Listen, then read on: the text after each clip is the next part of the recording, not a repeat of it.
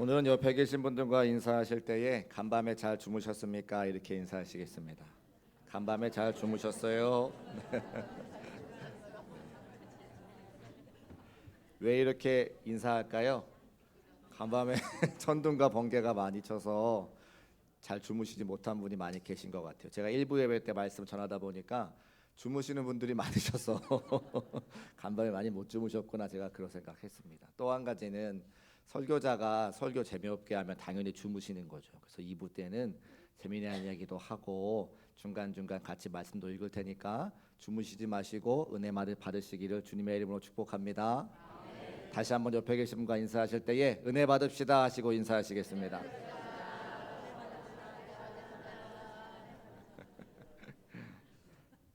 대장금이라고 하는 드라마 기억하시죠? 2003년 9월부터 2004년 3월까지 방영했던 드라마인데, 예쁘게 생긴 이영애라고 하는 배우가 주인공 장금이 역할을 하고, 그다음에 궁궐에 들어가서 최초의 어인여가 되기까지 여러 가지 과정을 그린 드라마인데, 이 드라마가 전 세계적으로 유명해져 가지고 한국의 드라마 잘 만든다, K 드라마 이렇게 시작되는 한류의 시초가 되었습니다.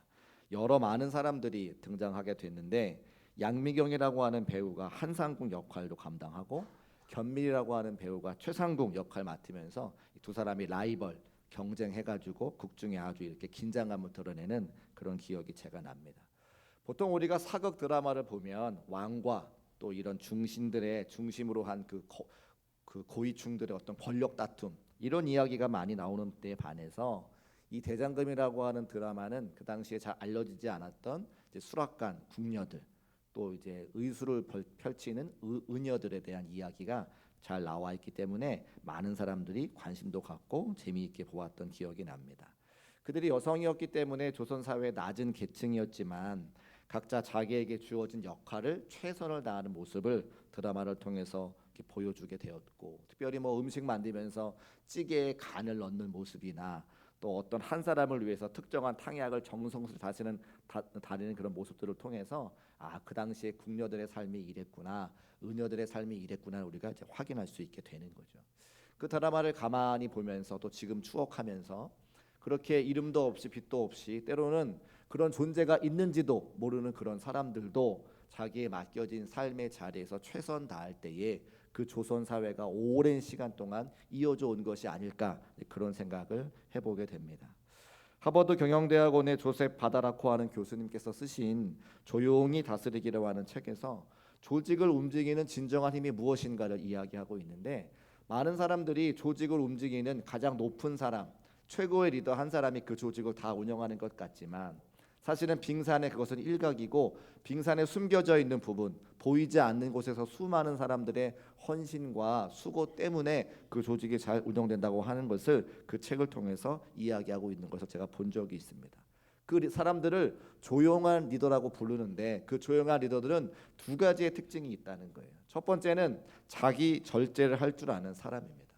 어느 사람들이 모인 모임이나 사람들이 모이는 곳에서는 사람들의 감정을 화나게 하는 일들이 발생하죠. 그런 사람들이 개중에 곳곳에 있다고 하는 겁니다. 그것은 교회도 마찬가지인데요. 그럴 때 그 조용한 리더들은 자기 절제의 은사가 있어서 내가 같이 화를 내면 우리 공동체에, 우리 모임에 도움이 되지 않는 것을 알고 있기 때문에 최대한 자신의 감정을 절제하고 가장 효율적으로 냉정하게 상황을 판단하고 해결하는 역할을 감당하기 때문에 공동체가 아름답게 운영될 수 있다고 하는 것이죠. 또 조용한 리더들은 겸손하다고 하는 겁니다. 주어진 자기 역할에 묵묵히 충성하고 그 일을 감당하기 때문에 조직이 운영되어지는데, 왜 겸손한가? 많은 사람들을 만나볼 때에 그 한 사람 한 사람이 자신보다 뛰어나고 무언가 한 부분은 배울 점이 있다는 것을 알고 있기 때문에 누구를 만나든지 그 어떤 사람을 대하든지 함부로 대하지 않는다고 하는 거예요. 늘 겸손하게, 늘 착실하게, 따뜻하게 그 사람을 받아준다고 하는 겁니다. 저는 이 책을 읽으면서 교회도 마찬가지일 텐데, 교회도 하나님을 믿는 많은 사람들이 모여서 신앙생활하는 공동체인데, 그런 교회 공동체 안에 보이지 않는 조용한 리더들이 많아져서 아름다운 교회가 되면 참 좋겠다는 생각을 한 적이 있습니다. 우리 사랑하는 중국교회 모든 성도님들이 여기 나오는 조용한 리더처럼 되셔서 자기 절제와 겸손함을 통해 아름다운 믿음의 공동체를 만들어갈 수 있는 저와 여러분 되시기를 주님의 이름으로 축복합니다. 그 일은 누가 감당해야 됩니까? 중직들이 감당해야 되고요, 임원들이 감당해야 되고, 속회 지도자, 선교회 회장님들 같은 분들이 감당해야 되는 거죠. 자기 절제와 겸손함을 통해서 누구를 만나든지 그를 따뜻하게 대하고 겸손하게 대하고 아름다운 공동체를 만들어가는데 내가 책임이 있다고 하는 것을 기억하고 사명을 감당했으면 좋겠어요. 왜 이런 말씀을 제가 드리느냐? 오늘 우리가 함께 읽은 말씀 느헤미야 3장 말씀에 그런 내용이 기록되어져 있기 때문입니다. 사실 본문 말씀은 느헤미야 3장 1절부터 32절까지 다 읽어야 됩니다. 그런데 이 아침에 32절까지 다 읽으면 여러분들이 다 입신에 들어가실 것 같아서 3절까지 말씀만 읽은 거예요. 그러니까 댁에 돌아가셔서 꼭 32절까지 다 읽어주시고 어떤 내용인지 확인해 주셨으면 좋겠습니다. 내용은 아주 복잡합니다. 수많은 건물들의 이름이 나오고 수많은 사람들의 이름이 우리의 마음을 어렵게 합니다. 왜 성경에 이런 본문이 있어서 이렇게 재미없게 읽게 하시지? 라는 생각이 들 정도예요. 그럴 때 우리가 어떡합니까? 빠른 속도로 읽어가거나 아니면 생략하고 그냥 읽어버리는 것이 우리 대다수 성도들의 모습이죠. 그러나 하나님께서는 반드시 이유와 목적이 있기 때문에 성경의 모든 내용들을 기록해 놓으셨다고 하는 거예요. 사람들의 이름이 많아서 또 여러 가지 건물들의 이름이 많아서 우리의 마음을 어렵게 하지만 하나님께서 우리에게 주시고자 하는 분명한 의도와 목적이 있기 때문에 느헤미야 3장도 기록해 놓으셨다고 하는 것입니다. 무엇이 중요한가? 내용적으로 보자면 느헤미야 2장을 읽고 3장을 읽지 않고 4장으로 넘어가서 읽으면 내용이 딱 맞습니다. 시간의 순서상으로도 지금 느헤미야 3장은 성벽과 성전을 다 완성해서 이야기를 하고 있는 것 같아요. 근데 지금 시간적으로 볼 때에 성벽을 짓기 막 시작하던 때에 지금 기록이 되어져 있는 거죠.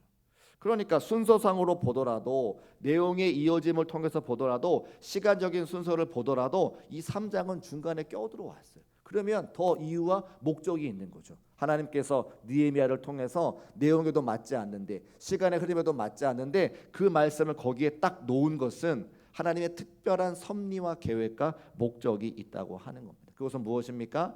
문맥상 살펴보면 나올 수 있는데요. 우리가 지난주에 함께 말씀을 나눌 때에 2장 20절 말씀을 통해서 너희가 기억되지 않으리라고 이야기했던 느헤미야의 선언을 우리가 기억합니다. 이스라엘 백성들을 괴롭히고 예루살렘 성벽 만드는 것을 회방했던 대적들을 끌어내는 장면이 2장 20절 말씀에 기록되어져 있어요. 그래서 기억되는 바가 없다라고 하는 단어로 쓰여지고 있는데 그 뜻은 정확하게 말하면 앞으로 우리가 드릴 예배에 너희의 자리는 없다 이런 뜻이에요. 우리가 예루살렘 성벽을 잘 짓고 그 안에서 하나님께 새롭게 또 온전하게 하나님 기뻐 받으시는 제사를 올려드릴 건데 그곳에 너희의 자리는 없다 이렇게 말씀하시는 거죠. 그리고 3장에 나왔는데 그 3장 가운데는 수많은 사람들의 이름이 기록되어져 있어요. 그것은 무슨 뜻입니까? 우리가 함께 예배할 때에 하나님께 온전한 제사를 다시 올려드릴 때에 그곳에 참여하는 성도들, 그곳에서 축복받을 성도들의 이름이 바로 3장에 기록되어져 있다고 하는 거예요. 우리 중국교회도 새로운 담임 목사가 부임하고 함께 우리가 마음을 모아서 교회를 회복시키고 우리가 더 많은 사명들을 감당하고자 기도로 준비하는 가운데 있습니다. 하나님께 온전한 예배를 드리기 위해서 우리가 애쓰고 힘쓰고 있습니다. 그 가운데 누가 그곳에 이름이 기록되어져야 됩니까? 우리 사랑하는 중국교회 모든 성도들의 이름이 그곳에 있으시기를 주님의 이름으로 축복합니다. 그래서 느헤미야 3장 말씀이 기록되어져 있는 거예요. 그런데 그 느헤미야 3장 말씀에 아주 특별하게 반복되어져 있는 한 구절이 있습니다. 느헤미야 3장 1절부터 32절까지 32개의 절인데 자그마치 30번이나 반복되어 나온 단어가 있다는 거예요. 그것이 무엇입니까? 오늘 말씀의 제목인데 그 다음은 이런 거죠. 같이 한번 따라 하실까요? 그 다음은 그렇습니다. 이 그 다음은 연결고리와 같아서 그 다음에 앞에 내용이 있고 그 다음에 뒤에 내용이 있는데 앞에 내용과 뒤에 내용을 연결하는 연결고리와 같은 역할을 하고 있는 것이 그 다음이라고 하는 거예요. 저는 오늘 그래서 이 그 다음이라고 하는 단어를 중심으로 앞에 어떤 일이 벌어지는지 뒤에 어떤 일이 벌어지는지, 그리고 그 내용에 나오는 사람들은 어떤 사람인지 말씀을 나누면서 함께 은혜를 받으려고 합니다. 첫 번째로 1절 말씀을 화면에 올려두시고 우리 같이 한번 읽어보겠습니다. 시작.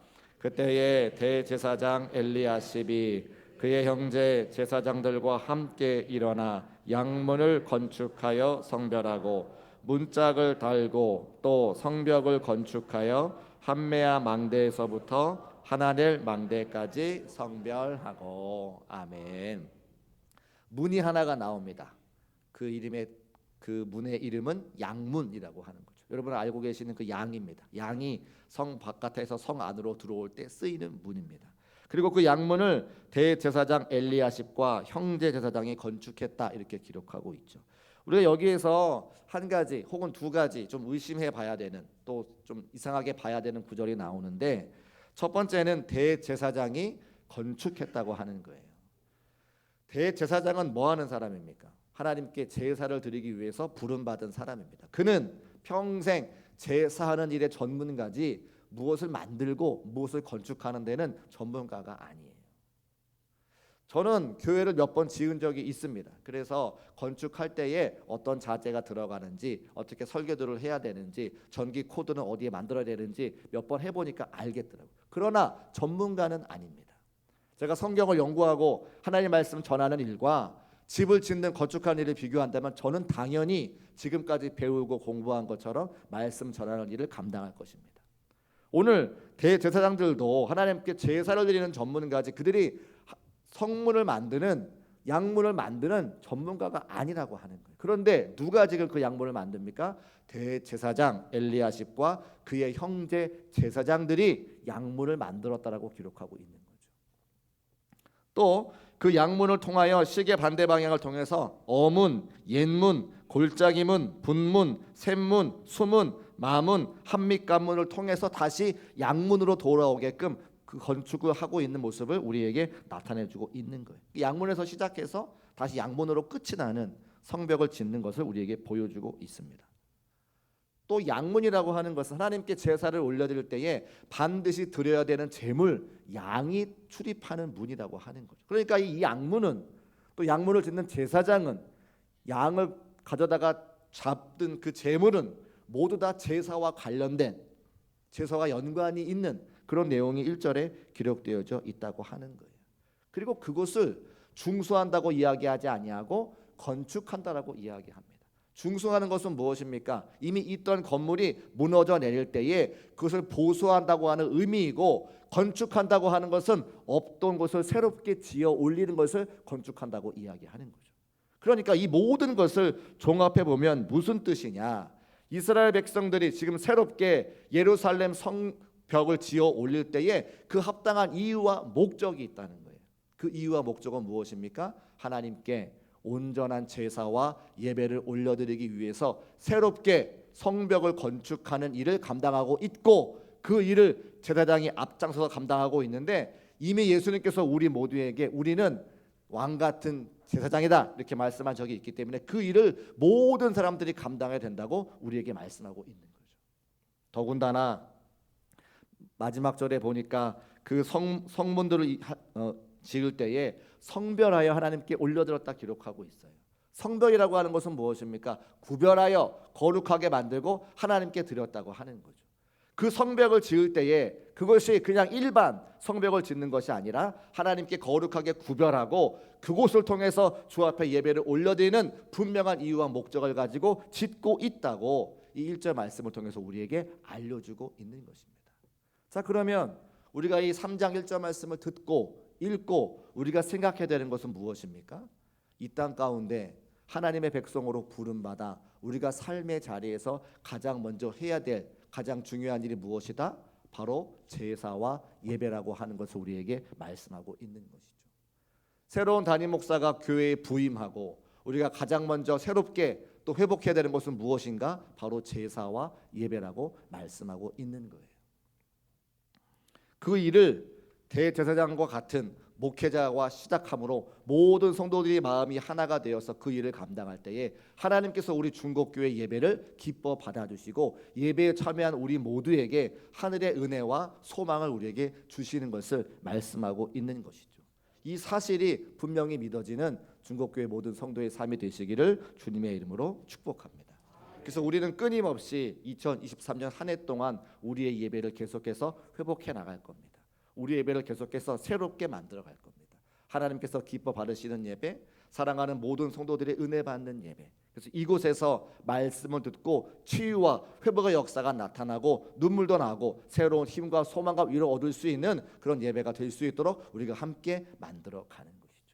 그 일을 위해서 우리로 하여금 이 느헤미야 3장 1절 말씀을 읽게 하셨다고 하는 거예요.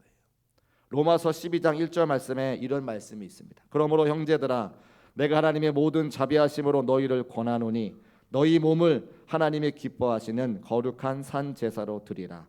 이는 너희가 드릴 영적 예배니라라고 말씀하고 있습니다.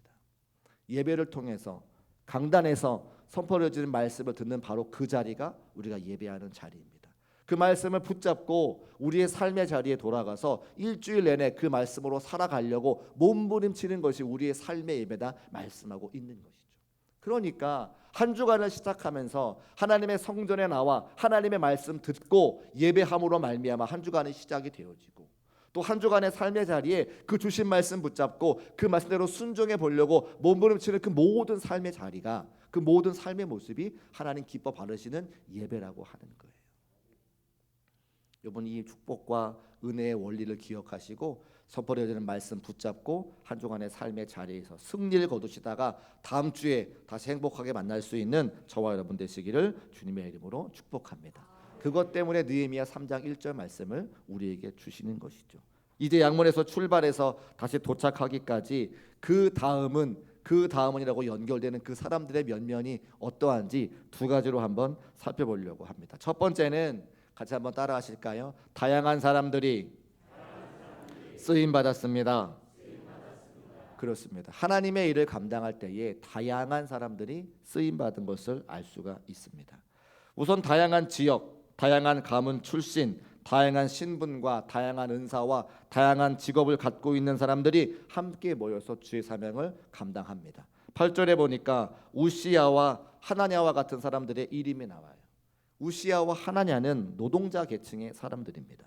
9절에 보면 어떤 사람들이 나오는데 그 어떤 사람들이 예루살렘 지방의 절반을 다스리는 사람이라 기록하고 있습니다. 그러니까 8절과 9절에는 노동자 계층이 있고 지배자 계층이 있다는 것을 확인할 수가 있죠.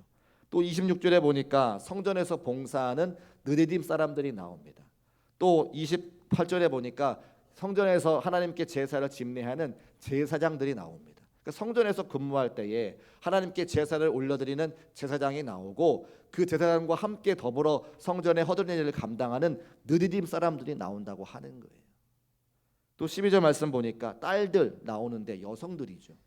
남성뿐만이 아니라 여성들도 그 일을 감당하는 것을 확인할 수가 있습니다. 심지어는 그 일의 중심이 되어서 앞장서 일하는 리더 느헤미야를 좋아하지 않는 사람들도 이 일에 동참하는 것을 확인할 수가 있어요. 대표적으로 1절에 등장하는 대제사장 엘리야십은 그가 대제사장 역할을 감당하기는 하지만 심정적으로는 느헤미야를 좋아하지 않아서 나중에 자신의 자녀를 그 사마리아의 대적자인 산발랏에게 시집 보내게 되죠. 그러니까 맡고 있는 일은 대제사장인데 마음으로는 느헤미야를 좋아하지 않는 거예요. 또 5절에 보니까 두고아의 귀족들과 지도자들이 그 성전 재건에 참여하지 않았다라고 기록하고 있습니다. 느헤미야가 하는 일이 꼴보기 싫은 거죠. 그런데 꼴보기 싫지만 그 일을 감당해야 되니까 나와서 하는 사람들의 모습도 볼 수가 있는 겁니다. 그러니까 느헤미야는 다양한 사람들에게 다양한 분량의 일들을 맡겨서 하나님의 일들을 감당할 수 있도록 도와주는 역할을 감당하는 거예요. 어떤 사람들은 집이 가까운 사람들이 있습니다. 그 집이 가까운 사람들은 자신의 집 앞에 있는 성벽을 지어 올릴 수 있도록 지도해 주죠. 어떤 사람은 예루살렘에서 18km나 떨어진 곳에서 오는 사람들이 있어요. 그 사람들에게도 성벽을 지을 수 있도록 기회를 주는 겁니다. 그러니까 가만히 말씀을 읽어보면 느헤미야가 성문과 그 성벽을 42구역으로 구분해서 모든 사람들이 동참할 수 있도록 각자의 믿음과 각자의 실력에 따라서 그 일을 나누는 것을 보게 되어집니다. 다양한 사람들이 모여서 자신이 할 수 있는 능력 가운데 모든 일에 동참할 수 있도록 만들어 주는 거죠. 그래서 다양한 사람들이 함께 모여서 하나님의 성벽을 재건하는 것을 확인할 수가 있습니다. 두 번째로는 그 다양한 사람들이 모여서 말씀으로 하나가 되었다고 하는 거예요. 같이 한번 따라 하실까요? 말씀으로 하나가 되었습니다. 그렇게 다양한 사람들이 모이면 다양한 생각들이 있습니다.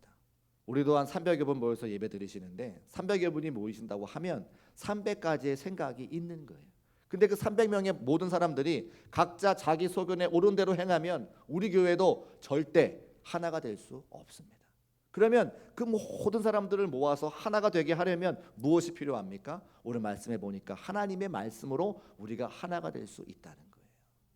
지금 3장 1절부터 32절까지 수많은 사람들이 나와서 함께 주일을 감당할 수 있는 원동력이 있습니다. 그것이 무엇입니까? 하나님의 말씀이죠. 그 말씀이 어디 있습니까? 지난주에 함께 나누었던 느헤미야 2장 17절과 18절 말씀이에요. 하나님의 선한 손이 나를 여기까지 인도하여서 그 멀리 있는 수상궁에서 지금 이 예레미야 이 예루살렘 성까지 왔다라고 하는 말씀은 지난주에 함께 나눴잖아요. 그 말씀을 듣고 지금 이스라엘 백성들의 마음이 하나가 되어서 각자 맡겨진 분량에 따라서 각자 할 수 있는 능력에 따라서 사명을 감당하고 있는 것이죠. 그 말씀 느헤미야 2장 18절 말씀인데 화면에 올려주셔서 같이 한번 읽어보겠습니다. 시작.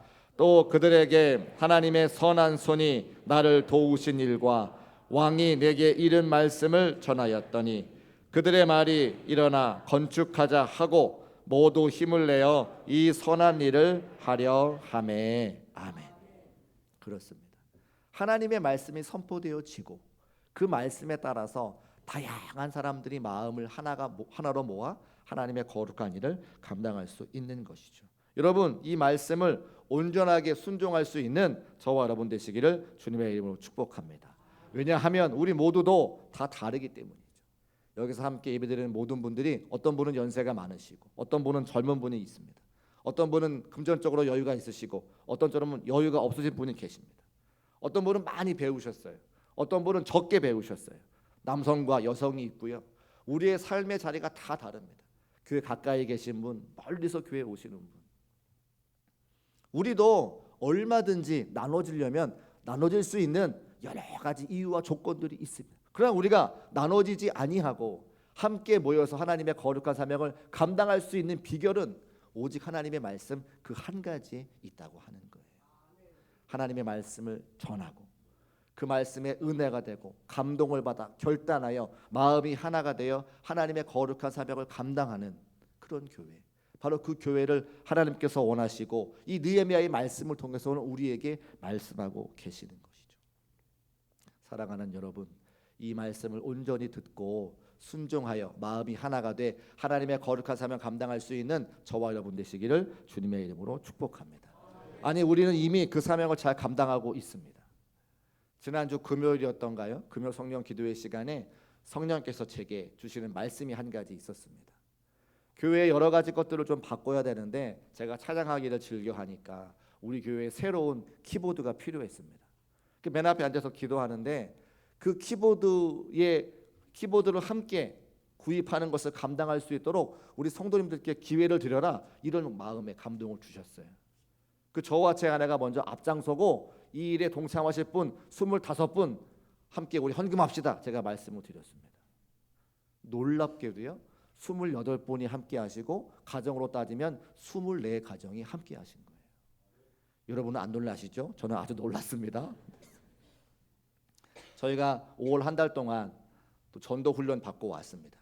그리고 나서 전도하기를 시작하자 제가 말씀을 드리고 어제 우리 사랑하는 교회학교 선생님들이 그 바쁜 토요일 날 오셔서 이 근처에 나가서 전도하기 시작했어요.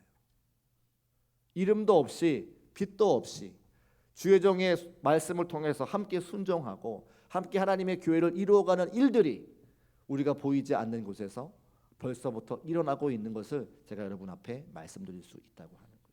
또 지금까지 수많은 성도님들의 헌신과 기도와 눈물 때문에 우리 교회가 56년의 역사를 자랑하고 여기까지 올 수 있었다고 하는 거예요.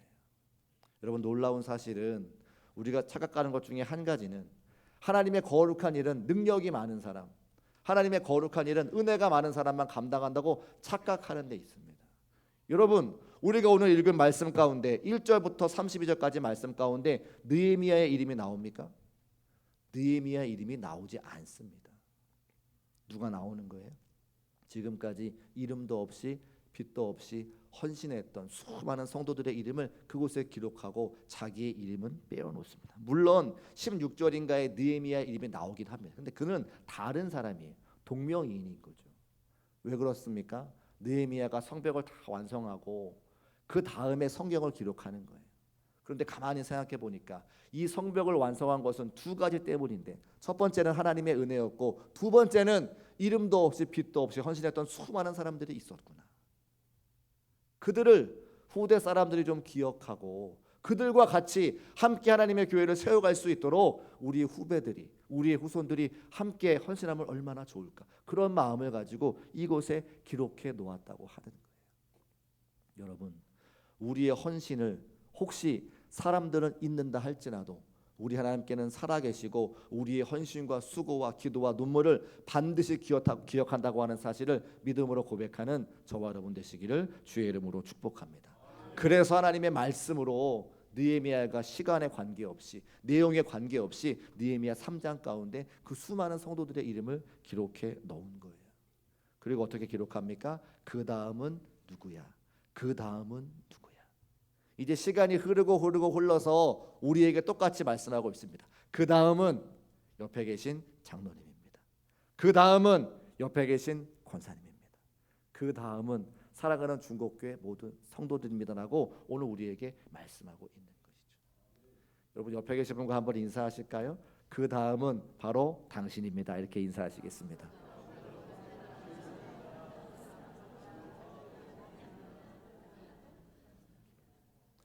우리 교회도 이제 60년이 되면 지난 60년의 역사를 기록하는 역사 자료집을 만드는 중에 있습니다. 여러분, 그 60년의 역사 기록책에 여러분의 이름이 빠진다면 얼마나 서운할까요? 그죠? 저는 이곳에서 예배하는, 사랑하는 모든 성도들의 이름이 그곳에 기록되기를 주님의 이름으로 축복합니다. 우리의 작은 헌신, 우리의 작은 순종, 우리의 작은 예배를 하나님이 기억하시고 우리 중국교회 역사에 반드시 기록하신다고 하는 거예요. 여러분, 그 일에 도전하십시오.